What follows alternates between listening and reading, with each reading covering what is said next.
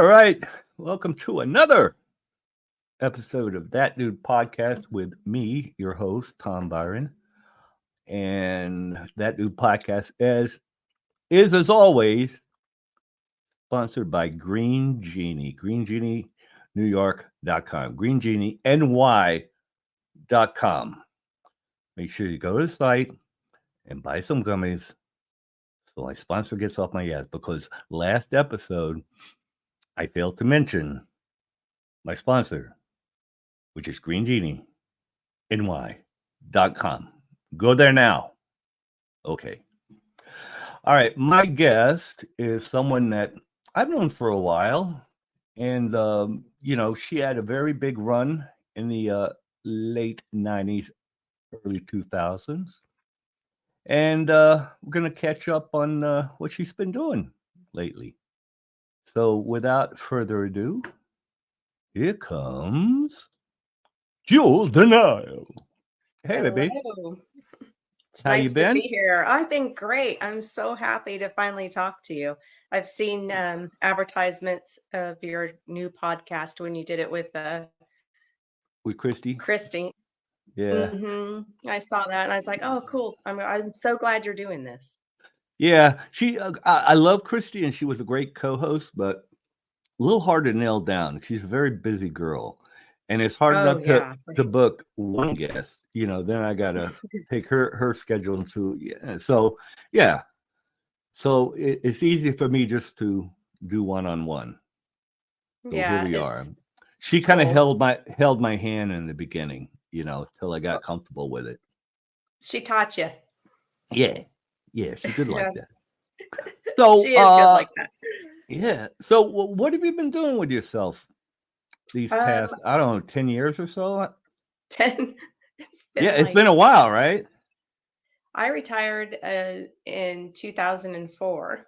Oh, 2004. Okay. And then I did a brief comeback where I did one bondage movie. I was still producing and directing up until 2007.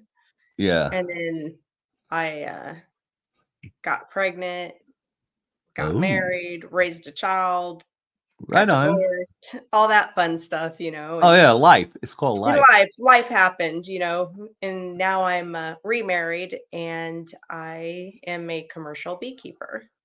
Yeah. I noticed that. I noticed on your Twitter feed you're doing, beekeeping. Where did that come from? My husband, he's second generation. He was like, "Are you allergic to bees?" I'm like, "No." This is a year after we were together. He's like, "Do you want to learn to beekeep? You want to start beekeeping with me?" I was like, "Fuck it. I've tried everything else. There's nothing I haven't done. So, right, let's do this." And ended up really liking it, and we sell it commercially, and it's crazy. I got to ask you, have you ever been stung? Oh God, every time you go out. Yeah. See, that's why I couldn't do it. You know what I mean? Because when I was a kid, there was a bee nest or whatever in our house. Yeah, hive. And one of them motherfuckers got right on top of my head. Yeah. And stung me on the top of my head. That's the worst place. My whole head from chest to shoulders up, I was just yeah. You look like something out of a horror movie. Yeah, bees are not my friends. Yeah, so they're no joke. They're no joke. I mean, I like honey. Honey. Oh, yeah. I mean, honey's good, but the sting, no, I'm good. No. Yeah, that's why there's like only 2,000 commercial beekeepers in the U.S. There's lots of hobbyists, but commercial companies like that do beekeeping, there's only 2,000 of them. And there's even less commercial women beekeepers because it's grueling work. Yeah. Well, I mean, I say the same thing about beekeepers that I would say about law enforcement and the military. Yeah. Thank God they're there because I love honey, but I wouldn't want to do it myself. I couldn't handle it. Someone's got to do it. I gotta save the world. You know that, Tom. Exactly. I gotta help save everybody. Yeah. Especially food. I like food, so I really want to save the food industry. No, I love food. I've actually just recently been able to eat like food because I remember I used to have all those veneers in the Yeah. front. Yeah. Well, they started falling out. Oh, It's like no. they don't tell you that That they they don't don't come last with the forever. yeah. So they started falling out. One fell out in New York or California. Then I moved to New York, and the rest of them started falling out. So I yanked them all the fuck out, Ugh. and now I got new teeth implants. Well, perfect. Yeah, so I can Now eat. those So those will last forever. yeah, the year and a half or whatever when I was just soup and Yeah. it's Ugh. like I'm never gonna eat soup for the rest of my life ever because I know the feeling. I just Yeah. got burned out on it. So let's Mhm. talk about like how you got started in the porno biz. You started out Very. as a contract girl, right? Yeah, I actually was dancing in Upland, California at a place called Tropical Lay. I know that And place. yeah, that's where I started out. And then Right on. it had a porn shop right next to it. And Selena Steele was there dancing and she saw me on stage Oh, and she recruited me. yeah, she's one She of my was like, dimes. here.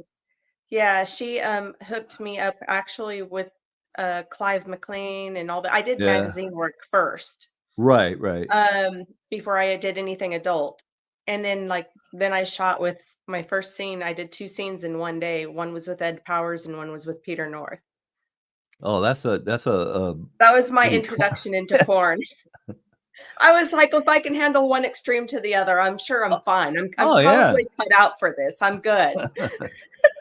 So that was about what 95 98, or 98. 98. Yeah, Okay, so that's you when I started made my debut, yeah. yeah. Yeah. Well, you made a big impact. Because I remember you won like Yes. performer of the year. You were like the I I don't want won so many awards. what There's a story I have about you is when we were at XRCO and I have they had those wooden heart-shaped right, right. ones with the little plaque on it back then. Yeah. Well, I had my arms completely full. I'm walking around like this, like I'm holding one with my chin. And you came over and you looked at me and go, "Do you think you could save any for anyone else?" And I looked at you and I go, "Fuck no." And you just kind of shook your head and went, "Okay." Yeah, you had a good run there for a couple of years there, Oh, you yeah, know? and then I went into producing and directing, and we had the Platinum X company, and, um, I moved to New York. Directing. Yeah, Directing. I did both. I don't call Gonzo directing. No, Sorry. shooting. Even though I was one of the Yeah, whatever, every time I did a Gonzo movie and they gave me an award or it was like, dude, it's easy. You yeah, know, yeah. I mean, if you have common sense, you can do it. oh But yeah, you have to have an eye for it, though, because there's so many people that I've yeah. seen shoot shit that looked horrible. Oh, I know. You had to have a format, you had to have an eye for it, you had to know what looked good, and you had to know what was, gonna sell too. Yeah. But it Well, was just one of those things that you either knew what to do or you were just not cut out for that. yeah. Well, I actually did kind of rehearsal. Like I had a big Rottweiler named Vinny, and I had my camera, and I would follow him around, trying Oh, to yeah. make sure he was, framed correctly, and that kind of was my training as far as camera. It's Yeah, like if I can Claudio keep, taught me. yeah, Like, Claudio taught me, he was like, "This is how" he taught me everything. And yeah, then I was like, doing it myself at the end. right, yeah, Claudio's a good man.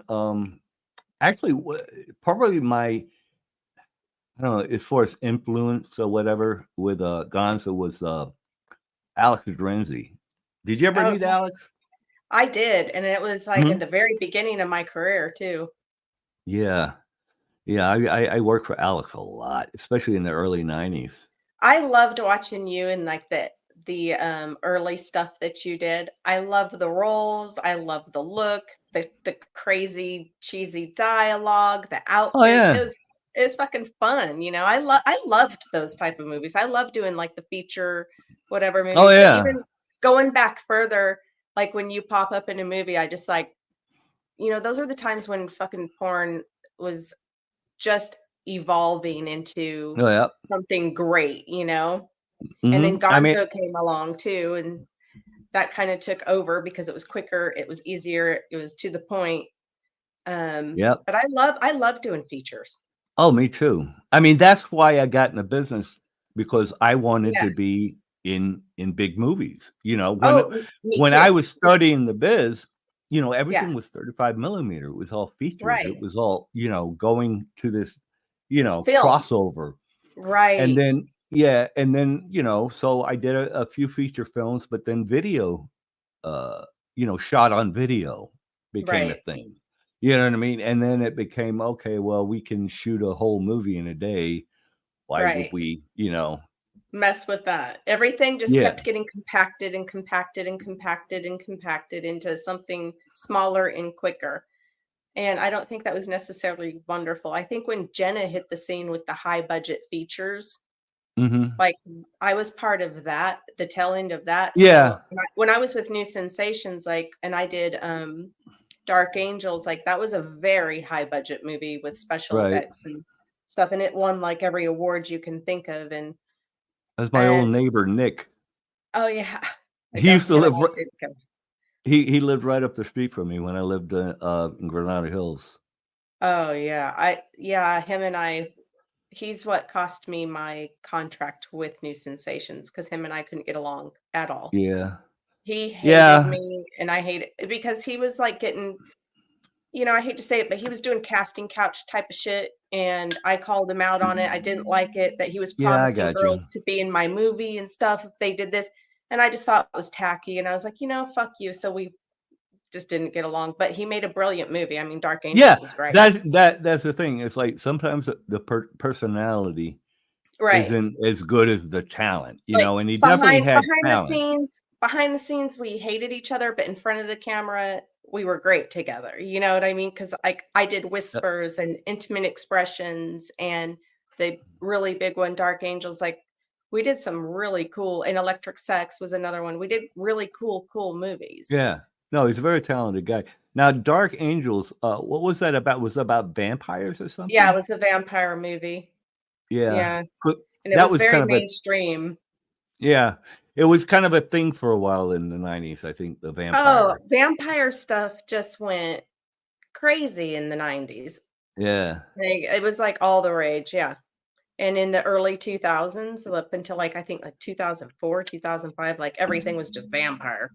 Yeah, I don't get it. Yeah, and then it was, like, I like pirates Dark too. Shadows. Yeah, I like Dark Shadows when I was a kid because I liked, Barnabas. Yes. But that's all I care about, fucking vampires, who cares? Yeah. And now it's, like, nowadays, it's, like, all the witch stuff's taken over. There's all kind of Yeah, witch shows taken over and all the supernatural stuff, and I'm like, "Okay, that's a fad right now. I get it." yeah. I don't even But I mean, as far as the business and what porn about I mean, it's just not anything like it porn used to is be. nothing anymore. It's nothing I know. anymore. You know what? It's sad, and I worked so hard to be like a woman company owner and to produce and direct and get women to be able to, own their own stuff Mhm. and just recruit the best talent. And it's like once everyone with the fucking camera that Yeah. they could hold on, it just saturated the market to where Well, we and plus lost it. like, the whole thing is kinda shifted too because of, OnlyFans and, Which I'm camming, guilty of. I do which OnlyFans oh, yeah, yeah, yeah. because I I don't do it. just because 'cause I'm fucking old and nobody needs to see my fucking 64-year-old fucking wrinkled meat. But I get it, and girls, they can make Yeah. a lot of money doing it, but to me, it's like somebody standing in front of a 7-Eleven with a, "Please tip me." You know what I Oh, mean? yeah, see, I don't like I run my OnlyFans different because I just for me, it's a hobby and it's for fun. right, right. So, I don't Like this, yeah, I podcasting, don't it's like I I don't don't give know. a fuck, Yeah, I don't give a fuck. I have a real job, I have a life, I do OnlyFans right. just for my fucking fans to stay in contact with them, but I'm not Mhm. asking them every 5 fucking minutes to tip or to do this, and I'm not spamming them constantly because I feel like that just turns a lot of people off to where they don't wanna go. So Yeah. I have a lot of great fans on my OnlyFans is because I don't do that, so they've stayed with me. They stick around, and I post maybe 1 video, I'm not shitting you, a month. Yeah. Now, I is don't it a have a video that you subscription. is it a video you shot yourself, or is it like a, from a movie scene or something? No, because you can't have other people in it unless you have, like, all their Oh, releases. that's right. Yeah, I think that's why. Yeah. Yeah, that's So you stupid. can't show any of your old stuff, but it's either me and my husband or me, my husband, and a girl, or just me by myself, and I do have a 4K camera, and I will do some editing on some of my stuff, and then I'll shoot some more amateur stuff where I just use my phone. But, Right. it goes from one end of the spectrum to the other. I kinda do a little bit of everything. Um, but I only charge for the video. Like, there's no Right. subscription to my OnlyFans. I'm not spamming people to death every day and sending. Yeah. So when I put out 1 movie a month, I get more people buying because they Mhm. know I'm gonna do more quality and I'm not just out there pumping out a bunch of Right. crap, you know? Yeah. They know, See, "Oh, she's I put out something, it's something to look forward to," and more people yeah. buy it because they're not seeing me every fucking day. Yep, you're not You getting have to be smart with oversaturated. the marketing with it too, I think, 'cause Yeah. you're gonna burn people out. Yeah. Yeah, just the idea of, like, I don't wanna interact with a fan. Nothing against fans, but Right. I got a weird thing about interacting with strangers. You know what I Well, mean? It's part I think it's different for dudes too than it is for Yeah. girls because I have guys, 99% of my audience is guys, and they're talking like we're talking right now about everyday normal shit, and then they'll ask me Right. some sexual shit, or they'll say, "Hey, you wanna rate my cock?" Sure, whatever. It's fine, it's all good. Yeah. Um, and I can deal with that but I think for a guy talking to other guy fans, that might Yeah. yeah, that gets a I bit just like cringe. yeah, like I said, I just There's only so much you wanna talk about, and you're just like, "I don't wanna talk about my dick no more," you know? Just yeah. Yeah. I mean, like, nothing against my gay friends. I "Oh, no, love of I love course not," everybody. but there's only so much But you wanna talk about your own dick, you know? yeah, yeah. I can see that as a guy being like, "Well, yeah, well, I fucked this person, this person, this person, and my dick's been here and my dick's been there," like, Yeah, I know. It's who like cares? I have a book coming out Yeah.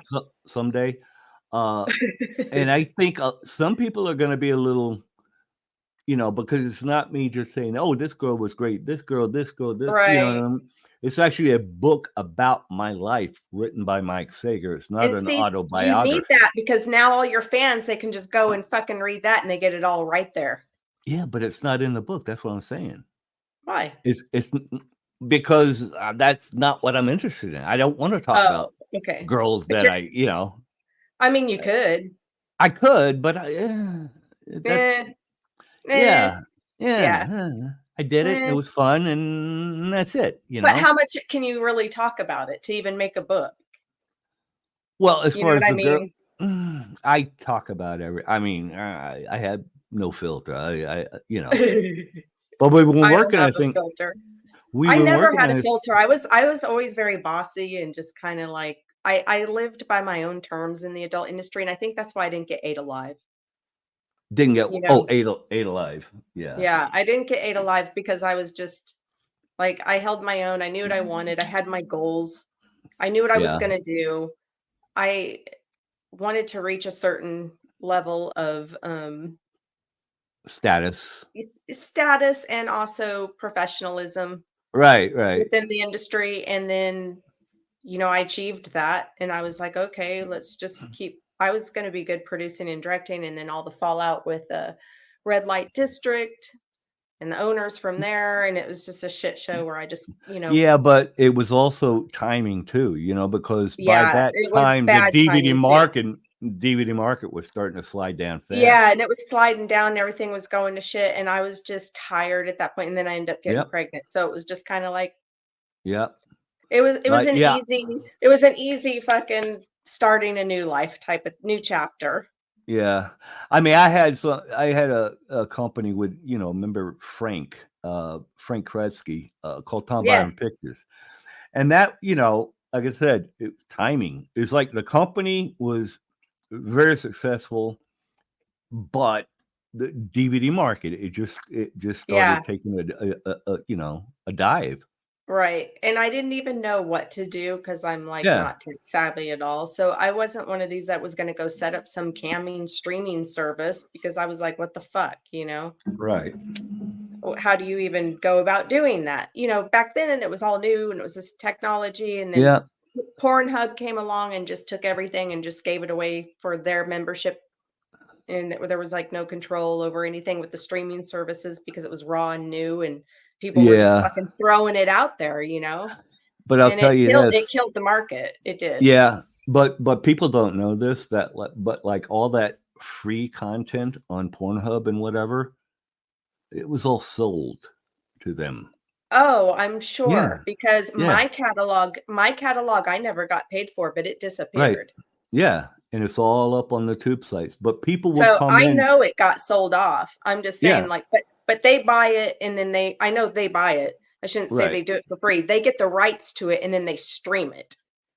Right. And then But they it's charge like, a monthly fee for it or whatever, and you get everything. And how do you compete with that when they have fucking everything? You yeah, I can't. know. Yeah, I know. I mean, it all happened in the mid 2000, around 2004, 2005. And I left in 2004. Guys would like, come. They would peace. come around. They would come around with a big fat checkbook, and they go, "Oh, let me get one of a number of everything, and I'll give you $30,000-$40,000." And who's going to say no? It's like, oh, I would have been like, here's my whole fucking catalog. Take it. Yeah. So that's what happened, and then they take those DVDs and they turn them into clips and they put them on all the sites, and that's what happened. So that's why whenever I hear, "Oh, porn's free," don't well, it's not, but it not. became you sold out, and then it became free for the viewers, not free for the thing, but they're getting all this other back pay or whatever. Yeah, traffic. But yeah, they sold, but my catalog just fucking disappeared. And I was pregnant at the time, and it was like my stepdad and my mom were at the company, and they kind of fucked me over too. I feel like my catalog disappeared, and a lot of people got paid for it, everybody but me. Yeah. And I was just at the time, I was like, getting ready to have a baby. I don't care about it no more. I just washed my hands of it and walked away. Because people are like, why didn't you get the money for your catalog, or why didn't you get the rights? I was like, somebody did. Yeah, well, I mean, I got a limited catalog of my own, but because of those rules where all the performers have to, you know what I mean? I don't have, some IDs are, they're, people that are dead.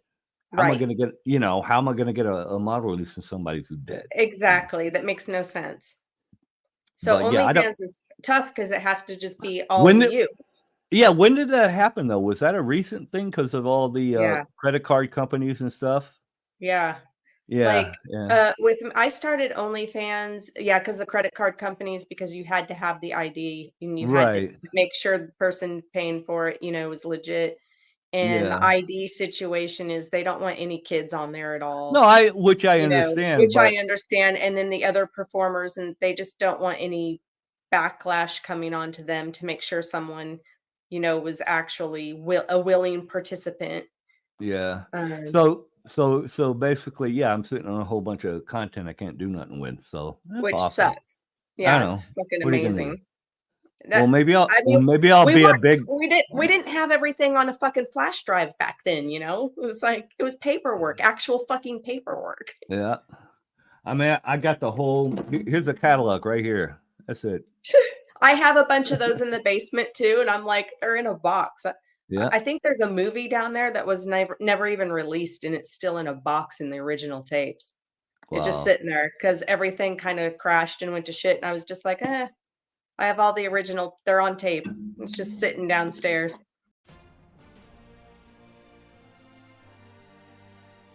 Hey, I'm Tom Byron, host of That Dude Podcast, sponsored by Green Genie. Your wish is my command. How good are Green Genie gummies? Let me tell you, Green Genie gummies are so strong they will quickly turn this dude into that dude. So go to greengenieny.com. That's greengenieny.com. They got gummies, they got chocolates, they got cooking oil, everything to help make America stoned again. greengenieny.com. Go now.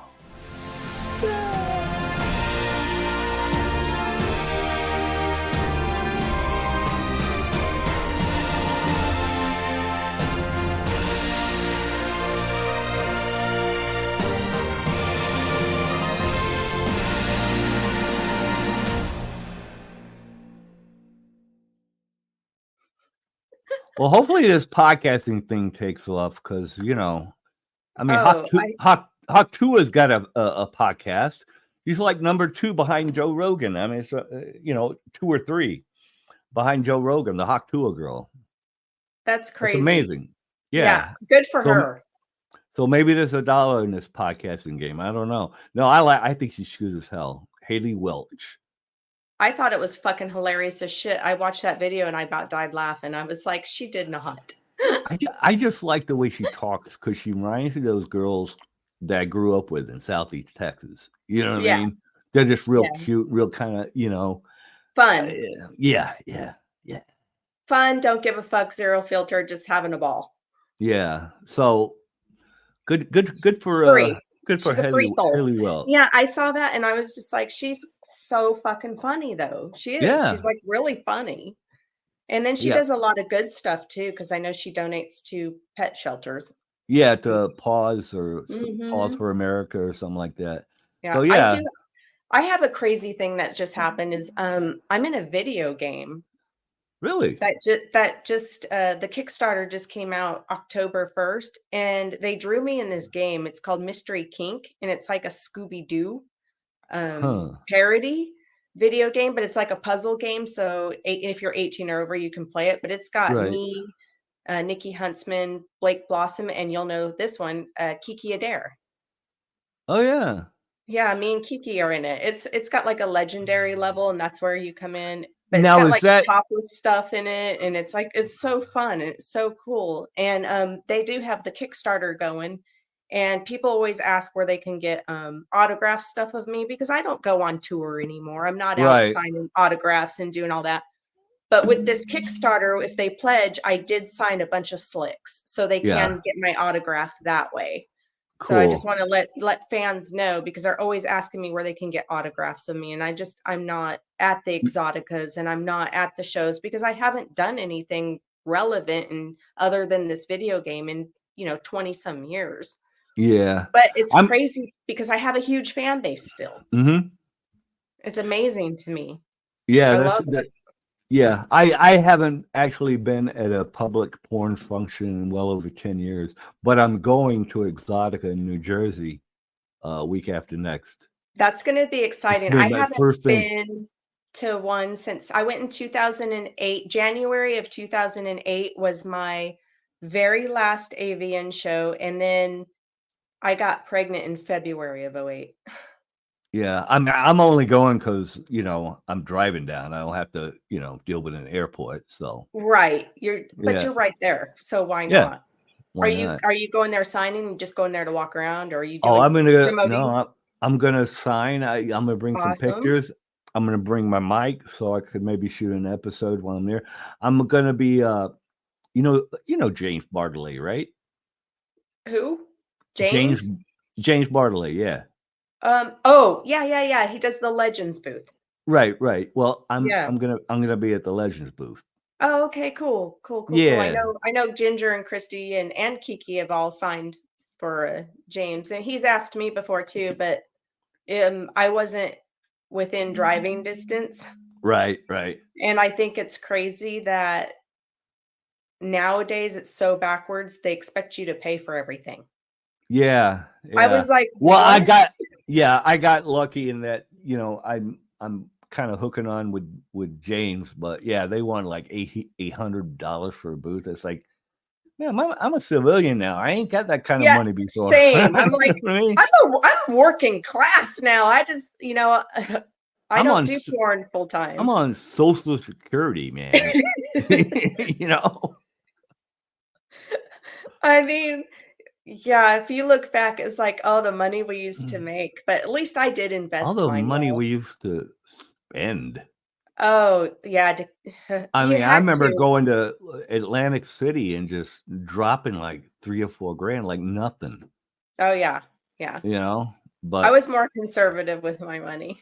yeah, I should I have I been, I but didn't gamble, but I would buy but you I had to didn't. have nice shit to wear, you had to have nice clothes, you had Oh, to have this, 100%.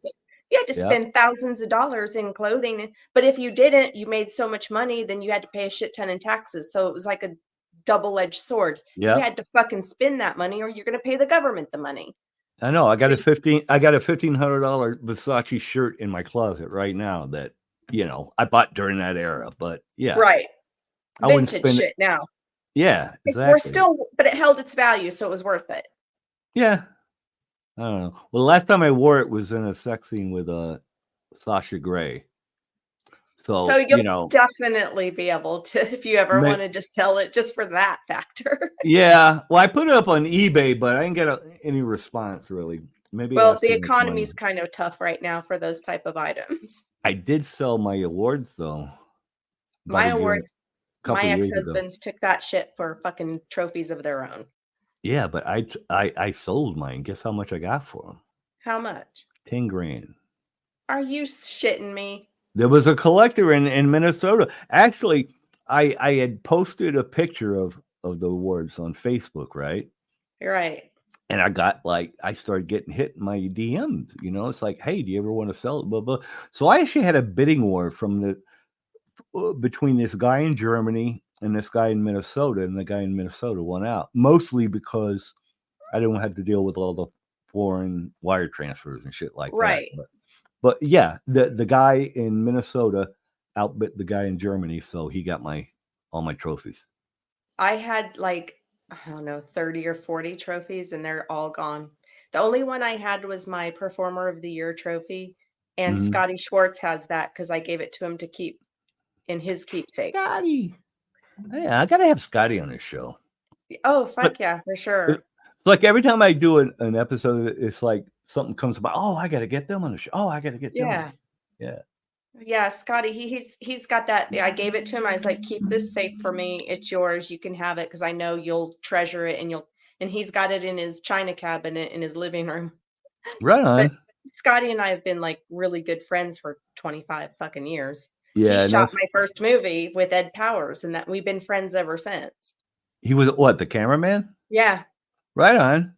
yeah. Did you know that he was the kid No fucking clue. from Christmas Story? No, I had no Now idea. now if you had known that, would you have been able to relax and get it on with Mr. Yeah, Powell? yeah. Yeah? I was never one of those. I have several celebrity friends because I was never one of those to be like, "Ooh, ah, oh my god." Mhm. I've never given a fuck about that, Yeah. ever. I I do. just I you're don't. either a Yeah, good but person or you're but not. you know why I give it's weird. It's like because I've met, a lot of famous people as well over the years. And what's strange about it is like every single one of them knew who I was. Yep. Like every single Absolutely. one of like Yes. Richard Dreyfuss is a goddamn porn scholar. Yeah, I mean, he was talking about movies I did back in the 80s I just totally forgotten about. Right. But you gotta if you think about it, there's all these, famous people, they can't go out because of the paparazzi and whatnot. So what do? They stay home And all the time and they watch porn. yes. So And so we become their stars. exactly. Yeah, It's opposite. I And know. I have a lot of friends because of that, that are celebrities due to that fact exactly we were talking about. I talked to Jasmine St. Clair and we had this exact conversation. Yeah. And I was like, yeah, it's true. It's like they watch porn like we watch TV Right. because they are so jaded. They don't want to see the actors and actresses that, they've squabbled with or they got this bullshit with or that they know personally because they're Yeah. going to pick them apart. They don't want to watch the mainstream shit because they know Exactly. everybody. That's the But same. with That's why I don't watch porn because I right, I know don't either. everybody. I Yeah. don't either because I'm like, oh my God, I've had that in my ass, It's like Oh boy, I've had her between my legs several times, and I've fucked him many a times. Like, yeah, that guy's exploded on my face. That's cool. I don't want to fucking watch him fuck other chicks. I had been there, done that. I'm cool.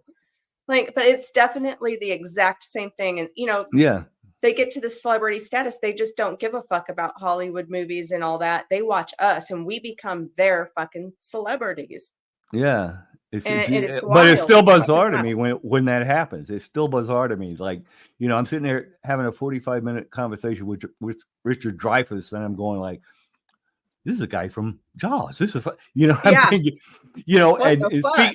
and speaking like, whenever I would talk about one of his movies, he would sort of change the subject. Like, He wouldn't talk about your movies. Exactly. Because that's more exciting. Because I really liked What About Bob? It's like one of my favorite movies. But he had heat with Bill Murray, like serious fucking heat with Bill Murray. So that was one of the things. Well, and I loved you. And What About Bob? You were so great. And he kind of changed the subject because you don't know the beefs and the quarrels, and all the shit that goes on behind the stage. Like they totally, a lot of these people hate each other. Like they do. Yeah. And they tell you about it, and you're just like, oh, really? Okay. And then, but they hook on to you. And I've had friends for 20 plus years, like that I'm still friends with, that are celebrities. Yeah. And it's just because they are still interested in our friendship, and they know who I am. Yeah. And like when I met Simon Cowell, I went to American Idol because Randy Jackson was a big fan of mine, and we had the same doctor.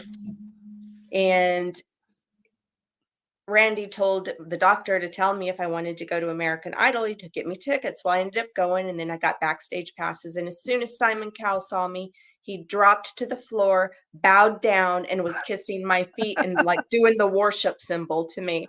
And that's when it hit me of, okay, I'm his celebrity. Right. Yeah. And without question, like every single one I've ever met, and it's like you almost want to like, give them some inside info or whatever. Right. But also you don't want to ruin their don't ever ruin their, because that's all they got. Yeah.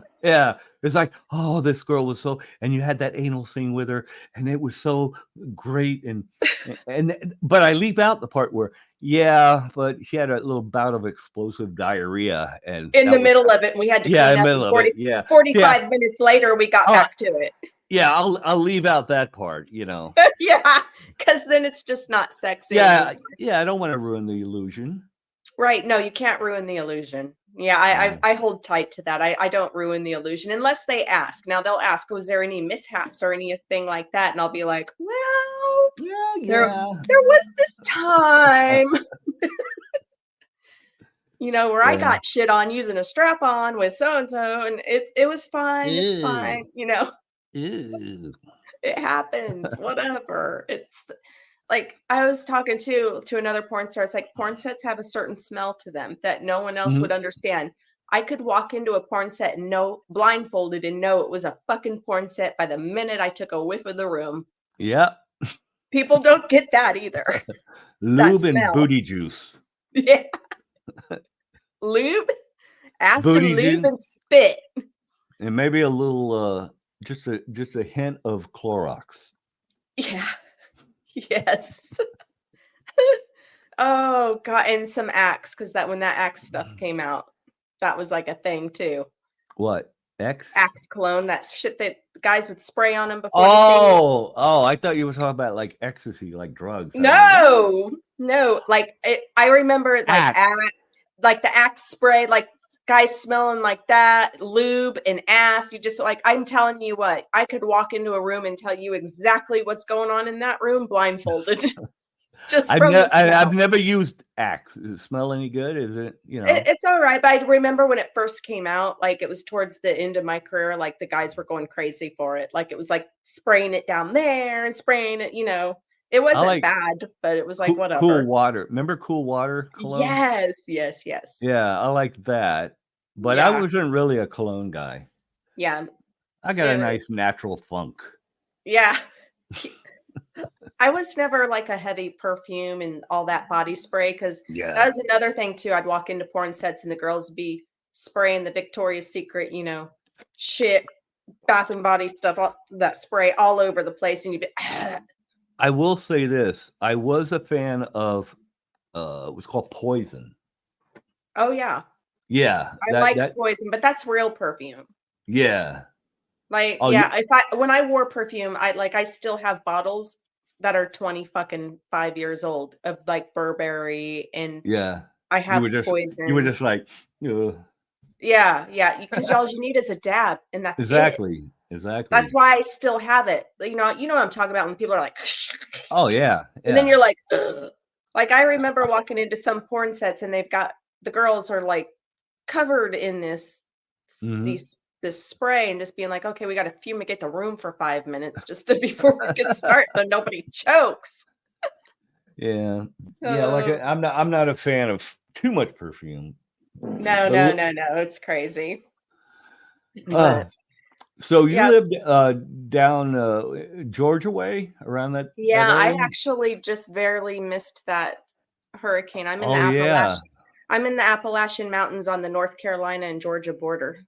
Oh wow! And it's literally veered about 30 or 40 miles west of me and hit Asheville instead of here. Like it veered that way because it was originally supposed to come right up our ass. And where I live, I'm surrounded by rivers, so we would have been fucked, like real fucked. And we're in the mountains too, so if we get cut off, we're fucking cut off, Oh yeah. And it's scary. It was a little too close to home, and it was it's very sad because a lot of the evacuees are here and they're with family that are here. Right. One of my best friends, like her cousins disappeared, gone, just gone. Yeah, that sucks, man. Like, well, plus that area, I don't think is used to hurricanes. You know what I mean? Fuck no, we're way far from the ocean. Yeah, it's like Florida. They got that shit locked down. They've got it. We're not expecting it in the middle of the Appalachian Mountains. Like we're mountain, people up here, and it's just like this is generational, people too that are up here. Right. Like my husband's family's been here since 1829 on this property. Oh, right on. Yeah, and it's generational. I mean, it's like been here forever, and that's just the way it is in all these parts. And it's so tragic and sad, and it's horrible what these people are going through. But I'll tell you what, these are some of the toughest people in the Appalachians you'll ever see. Oh yeah, very resilient, and they will fucking get shit done regardless. Real ones. Yeah. These are real motherfuckers up here. Real motherfuckers. Yeah. So when the storm hit, how was that where you were? I mean, 15 minutes from me, a tornado hit down, and there was some trees that went down, and the power was out, but we didn't lose power. I just happened to be on the other side where it didn't get. Right. And we were just on the very edge of it, and we still had damage. Yeah. But it was fixed within a day, except for now our grocery store is still having problems because its main terminal is out of Asheville.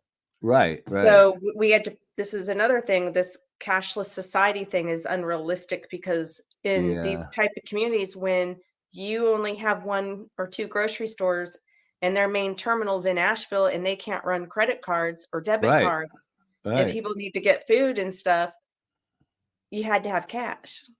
Or check. Or very fast legs. Oh, yeah. Right. And around here, everybody's armed, so you're probably not going to get very far. Oh, yeah. It'd be like you're going to get shot before you leave out the door just because, some guy feels like, no, you need to pay for that shit if I'm paying for it, so I'm going to shoot you over it. Yeah, they don't give a fuck. And so people up here act right. I'm going to tell you that much. Like no one's stepping out of line, and this whole taking away guns is the dumbest thing ever because you're not going to take them away from criminals. You're going to take them away from the people that are actually going to, defend people against the bad people. Oh yeah, I'm a big Second Amendment guy. Oh, free speech and Second Amendment is like my two, biggest things. Yeah, and It's really fucking crazy to me that people would be like, that's what our country's founded on. The reason we won is because we had fucking guns. We had guns, and that's why we didn't lose to the fucking British. Now, you ain't taking that shit. Yeah. It runs in our veins. It's too far deep in our society and part of our culture. Like, good luck with that. Exactly. I think we'd be better off if everyone was armed. Oh, I agree, because people would act right. Exactly. The only reason people that gun violence exists is because the people that are perpetrating the gun violence are the idiots. Yeah, and they don't get put away either. No, they just get a slap on the wrist and whatever, keep going. But if everybody was packing heat like they do in Texas, they're not going to act like that. Yeah, exactly. There's none of that goes on. It's always look at Switzerland. Everybody, they're trained in school to shoot, and everyone there, the government gives you a fucking gun. Right. And they don't have that problem. Exactly. But yeah, I don't know. Any government that wants to disarm you is not your friend. No. You know what I mean? Any government that wants to ban like anything as an adult. Yeah. You should be able to make an adult decision. Like, exactly. You know, as an adult, and stop letting kids make adult decisions that are not adult. Like, that shit too fucking pisses me off and makes me sick. Yeah. Like, stop fucking with the kids, man. Like, just leave them alone. I know. Let them be kids. Exactly. Dude, like, I got nieces shit and got weird. It did, didn't it? Got like really weird. Yeah. Well, we'll see what happens November 5th. Not to get too political, but right now I'm libertarian. I'm in the middle, but at the same time, there's some shit that I don't give a fuck. I will never agree with. Well, libertarian, I mean, is pretty much at this point sort of Republican. You know what I mean? Yeah, it used to be the middle. It used to be the middle, but there's no middle anymore because Democrats have taken it so far into crazy town. You know there is some moderate Democrats like Tulsi Gabbard, and then she turned around and went Republican. Yeah. Because I was hoping she was going to run for president. Yeah, well. I was like, she's amazing. She should. Well, she's going to be she's on the transition team. So if Trump gets in there, you know, who knows? Because I think like that's the type of woman that I want representing women. Exactly. Right. Exactly. Someone well I come from a very big military. Yeah, I have a big military family. Mm-hmm. And she's no bullshit. She's fucking right. I love her. Like, she's hardcore. Like, she's great. I feel talks like the talk and walks the walk. Yeah, absolutely. She's amazing. And we need more of her as a role model. Yeah. No, I like Tulsi a lot. Yeah, I do too. She's cool. Yeah. And she's very pretty too. That doesn't hurt. Right. Yeah. So with politics, I tell people, like, I don't do politics. I don't give a fuck about politics. But right now, some of the shit's getting crazy. And then what I've witnessed, up here, what's going on in Appalachia, I never thought I would witness this kind of shit in my life. The lack of response. Like, they gave Bush hell about, I remember when Katrina hit, and that was a fucking nightmare. Too. It was horrible. Too. And I was like, oh my God, a little late on the response, right? Well, this was fucking very late on the response and still late. Yeah. Like, but it finally happened. I mean, they're getting some relief, but it's mostly because the church is stepping in and coming in and taking care of their own. That's what they're doing up here. Samaritan's Purse, I think, is coming through with a lot of funds. But like I said, Florida, they got it wired down there. They know what they're doing. You know what I mean? Yeah, I was scared to death. My brother didn't evacuate. He did not evacuate. Yeah, where was he? Tampa. Oh wow. Yeah, Rob's mom lives on Sanibel, and she evacuated down to Naples. But from what I hear, Sanibel didn't get hit too hard, a little surge, but her house is fine. So yeah, my brother didn't even lose electricity because the neighborhood he's in, the wires are all underground. Right. So he didn't get affected. He's okay because he's like outside of Tampa a little bit. And he's in the no flood zone. I was like, honey, everything's in the flood zone in Florida at this point. There is no flood zone, but he came out of it okay, thank God, because I was like sick to death last night, just worried about him. Oh yeah, I was watching all that shit, you know, just. I was like, We've already survived one up here, and we barely missed it, and it was terrifying, and I'm seeing the after effects on the people's faces when they're in the grocery store and they're walking around because they've evacuated and they're Yeah. here Yeah. because we're just over the border and we're in a safe town where Mhm. people can come and they're still, Airbnbs and hotels and places, or they got family here that they're staying. But they're Right. in my town. These people that have absolutely lost everything are walking around my town. My best friend, her cousin's dead. Like I'm just watching all this unfold, and it hits you a little different when you see it with your own eyes. Oh, It's 100%. it's gives you a rude awakening of being very, very thankful for what you have and thankful that you didn't have to go through what these poor people went through. And Yeah. it's literally just a hop, skip, and a jump away out of your backyard. Oh, yeah, I know. Terrifying. But, it's nice when people come together and help those, because I remember when the Northridge earthquake back in Oh, '94, yeah. Mhm. it's kind of the same thing, everything was down, so, that's when I got to know my neighbors a little bit, Yeah. it was after Yeah. that, so it's good and bad and everything, I guess. There is, and it's just, But hurricanes suck. I want to go on yeah, record. I'm like, I'm going to Florida for Christmas, and I'm just like, that shit better just be done. Well, I I look at don't it wanna this deal with it. I look at it this way. It's like they've had 3 major hurricanes in the last, like, couple of years. Yeah. Law of averages, it's gotta be like, maybe they'll get a break for a while. I don't Yeah, know. let's get a break for a while. Let's get cleaned up because I'm like, I'm going to Florida in December for Christmas to be with my Florida family, and I'm just Right. like, Yeah. But you what know kind what? of shit show do we have now? But you're going in well, you won't have any hurricanes, but yeah, even by then, the devastation will still be, there. You know what I'm Right. saying? You won't have to worry about no hurricanes because it's No. December, but yeah, I gotta imagine it's gonna take a while to clean all that shit up. Oh yeah. At least I feel like Florida's got their shit together and they have Exactly. this on routine down there to where it's like wham bam, thank you, ma'am. Like they're on it. Mhm. They're already cleaning up. Yeah, I mean, It's instant. they start 2 weeks or 3 weeks before the event That's comes, right. Right. prepping. I can't imagine that people in North Carolina and all that up there, were Oh, prepared Tom, because like I said, we they were they supposed to get it. We didn't prepare. You know what we did? We got batteries for flashlights. uh We got dry goods. You know what good is all that when your fucking house gets 10 feet of water in it? Like, exactly. because we weren't expecting all, that shit. And if that would have came over us, no one up here was prepared for that. Nobody. Right, right. Well, We're why would talking they? I mean, zero.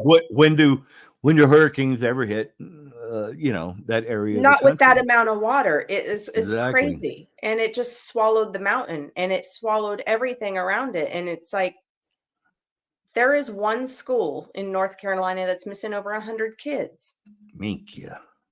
That's Kids. just one school. So this death toll is just gonna keep rising. It's fucking insanity. I'm just so happy like it didn't hit me like good.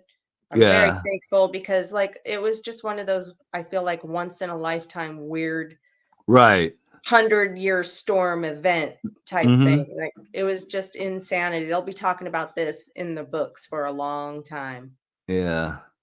Yeah, Yeah, luckily, being where I am up here in the frozen tundra of upstate New York, I don't think we're gonna have any you're good. hurricane. Yeah, a little snow and ice but I can handle Upstate New that. York is so pretty though. Oh, it is. I actually Beautiful. during the pandemic, I drove Uber, you Oh, know, yeah. and I made a ton of money, but more importantly, I got to see the whole area.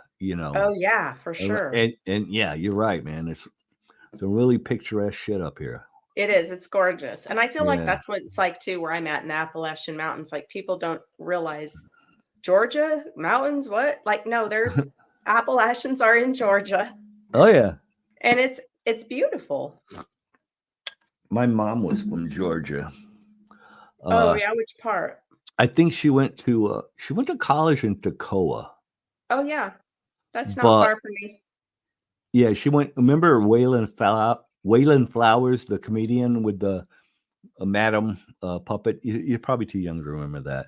I don't remember that one. But there was a comedian with a puppet, and his name was Waylon Flowers, and the puppet was called Madam, and it was a thing back in the 70s. That's why you're probably sure. Yeah, because I was born in 76, Tommy.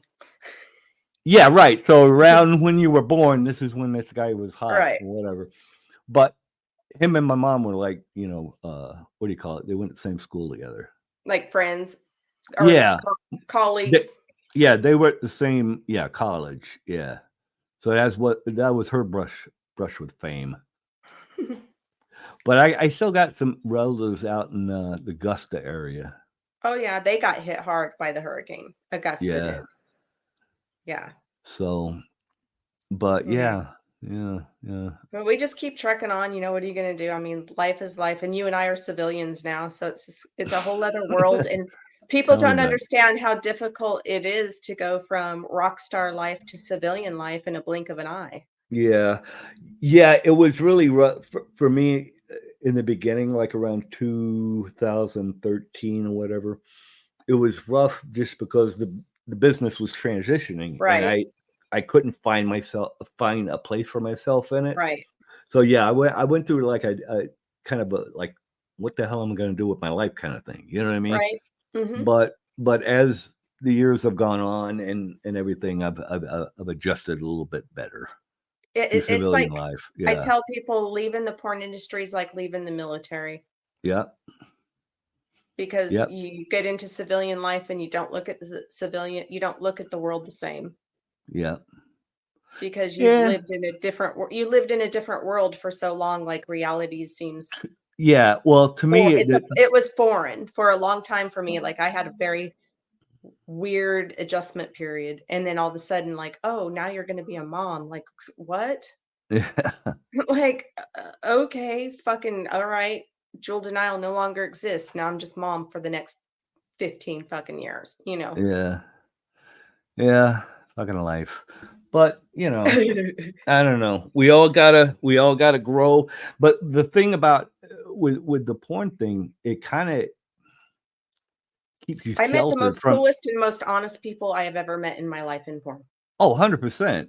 But it also you get into that bubble of those friends and yes, and you're kind of sheltered from the reality of the world. You know what I mean? Until it all disappears and everybody goes their own ways, and then you're just sitting there. And then going, all of a sudden you're sitting there. This is my life. And you're at the grocery store, and someone comes up, "Hey, Tom Byron, hey, big fan." I kind of want to go fuck yourself. Leave me alone. I'm in the grocery store. Leave me alone. Fuck you. Yeah, I never cared. I would, if guys recognize me, I'd be like, yeah, okay, so yeah, I'm gonna finish eating my fucking Cracker Barrel, but it was nice meeting you. Yeah, I gotta be nicer because I'm really rude when I meet people and they just bother me. It's like, fuck off. You're a grouchy old man, Tommy. I know, that's me. Yeah. Well, I gotta wrap this up because we're coming up on the hour. Yes, sir. Anything you want to plug? Anything you want to promote? Definitely go to Kickstarter, hit Mystery Kink. Mystery Kink. And pledge to the Kickstarter so we can get this game uploaded and done so everybody can enjoy it, because it's still in the making money phase of, we reached our $5,000 goal. Now we have a $10,000 goal. Once we get that, it's live right now. So you definitely want to go pledge to that with this video game. It's amazing. And it's really cool too, because fans can actually pay a very small amount to be drawn into the game. Right on. With you, which is like a big, huge perk. Most companies charge thousands of dollars for that kind of a perk. And this is, a couple $100. You can be drawn in the game with me. And it's going to be very cool. It's going to be one of those timeless things, which I'm so proud to be a part of. So definitely Mystery Kink, and also my OnlyFans, which I think every fan I have left in the world is probably already on there, but all my ones that are still living. Yeah. So I just kind of do my own thing, man. It's cool. Cool. So I appreciate you having me on, Tommy. It's been thanks for coming on. Yeah, man. It's nice to relate with people again after, I'm kind of having a blast with the podcast thing.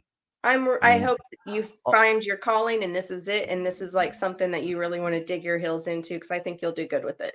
Yeah, we'll see. I had fun. I had fun being on it because it's not always just talking about stupid shit. It's like you just sit back and have a normal conversation. Yeah, that's why when you hit me yesterday, you go, what's the premise? I say, I don't know. We're just gonna shoot shit. Perfect. Easy. Yeah. Because some podcasts, there's a premise, they want to cover this, they want to cover that, and that's fine too. I've done those. But when you were like, "Nah, we're just going to talk like old friends," I was like, "I'm in because I can talk forever." So, all right. Well, thank you very much. And again, GreenGenieNewYork.com, GreenGenieNY.com. Do you like cannabis gummies? Hell yeah, I smoke every day. I smoked right before I came on, and I take gummies. Okay. All right. I'm gonna hook you up. Yes. So, Jim, if you're listening, we got to hook Jewel up. For sure. 100%. All right. I'll talk to you later, sweetie. All right. Talk to you later. Bye. Bye.